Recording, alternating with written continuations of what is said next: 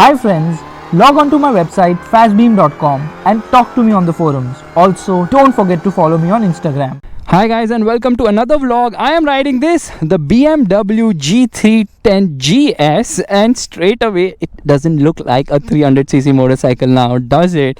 It actually looks like a bigger motorcycle. The dimensions make it look so amazing. I mean, it has a lot of presence thanks to the taller seat height, and I'll tell you what, the ground clearance has increased, the seat height has increased to 835 mm, and all this is because of the increase in suspension travel by 40 mm. Now obviously it gets a bigger sized front wheel, which happens to be a 19-incher, and that is the reason why this motorcycle is a little bit more off-road centric, or rather it actually gets dual purpose Metzeler rubber. You can see Torrens from Metzeler, very nice looking motorcycle. You can place your top box over here, so this comes as standard. Overall everything looks more or less the same as the G310R, but this motorcycle has excellent fit and finish levels, so kudos to TVS to put it together so well. And of course the tail light is similar to the G310R, but it misses out on LED indicators at the rear. The rear tires give it a lot of presence. Actually the exhaust is also nice, and it gets a monoshock suspension at the rear. G310 written over here, BMW logo over here, GS written over here, BMW badge over here, as well as on the other side. Finishing is quite good. It gets this beak up front which goes all the way till the tank in the color of the bike, and the mirrors have been carried over. They are not that great, they don't offer good visibility. Now this handlebar is actually adjustable for height, but obviously you need an Allen key to move it up and down. That's a nice touch, and I don't like the levers on this machine. Should have had adjustable levers. Windscreen visor over here to deflect wind, not much, very useful at high speeds. Misses out on a projector setup for the headlight, which is a bit disappointing if you ask me, but this is so amazing. No LED indicators either. Now the switchgear is the same as the G310R, but we get a ABS turn off button over here, and the seat cushioning is very good. In fact, it is a very comfortable motorcycle. The foot peg, they are aluminium, and they get rubber mounting over here, which you can remove when you go off-road, which BMW has removed right now when they gave us the bike for testing. So overall, certainly a very good looking motorcycle with a lot of presence. The console has been carried over as well. Let me turn on the motorcycle right away, so everything blinks when you turn it on. Fuel meter over here, odometer over here, there's a clock over here, this is the tachometer, this is the speedometer, and a gear position indicator over here. When you toggle through this, there are a lot of things like trip 1, trip 2, engine temperature, which happens to be 101 degree Fahrenheit, a lot, range, and also it tells you what is the average fuel economy, which happens to be 6.6 liters per 100 kilometers, and as well as real-time fuel economy. That's not all, it will also tell you your average speed and the date. You can get into setup and change things. So very well loaded motorcycle. Definitely you can see the light could be bigger though, and here at the front I expected projectors, but okay, I can live with that. So disc at the front as well as the rear, the 5-spoke alloy wheels look kind of nice on this machine, and the best part is that it gets a reverse incline engine which liberates space to have a longer swing arm while maintaining a short wheelbase. That's nice. So the ABS is switchable, you can turn off rear ABS. That's nice, and I don't know how many times I said that nice. And as I sit on this motorcycle, let me tell you, that's very comfortable.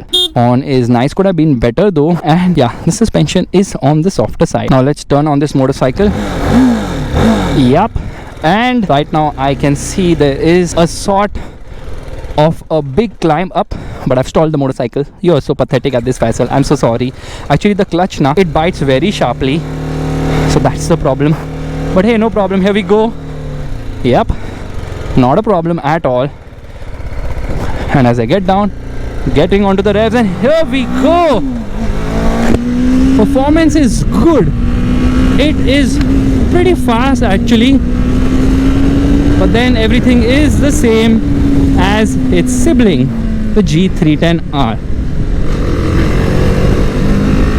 Now what I really like about this motorcycle are the brakes, sure-footed stopping power.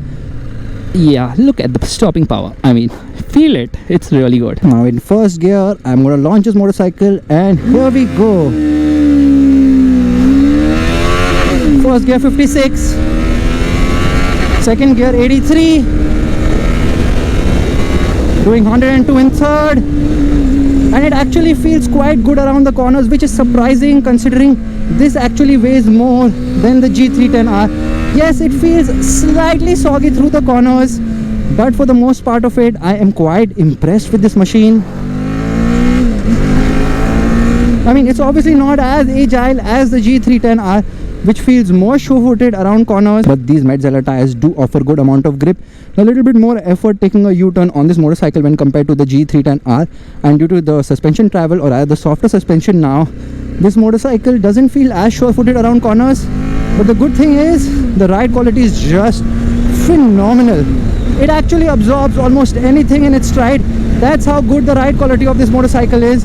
And in spite of it actually weighing more than the G310R and being an adventure motorcycle, it is still so sure-footed around corners, maintains its line quite well, and at lower speeds also it's quite easy to maneuver comparatively when you compare it to adventure motorcycles pushing it hard around corners. I love the whole chassis balance, the weight balance, and obviously the brakes are something which have wowed me over. The ride quality is supreme. It absorbs, like, give it anything, any bump, it will just go through it, walk through it. That's how good the suspension setup is on this motorcycle. The brakes too are very good, and obviously the handling could have been slightly better, but then obviously you either get better ride quality or you get better handling. You can't get the best of both worlds.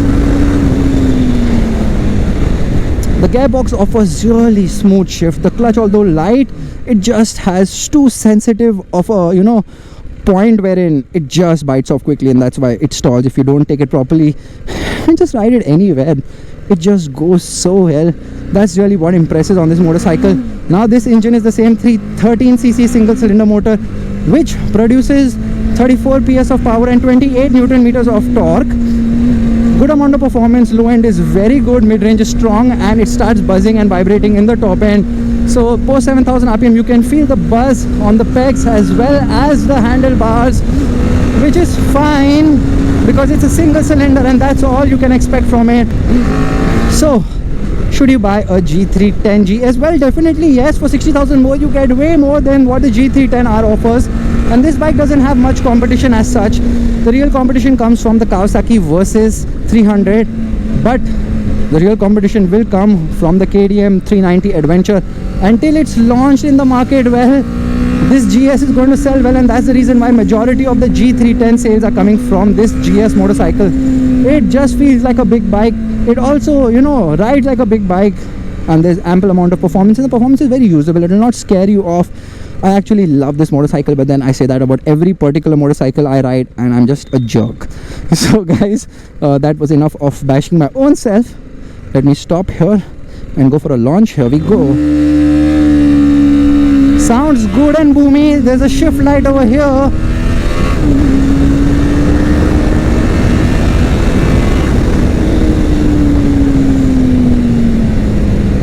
Getting into a corner, really so sure-footed. I love this machine, guys. Absolutely love this. Only if the price is slightly lesser, I would have actually bought one as well. Anyways guys, if you like this video, you know what you have to do. Give it the thumbs up, that's the like button, and also subscribe to the channel.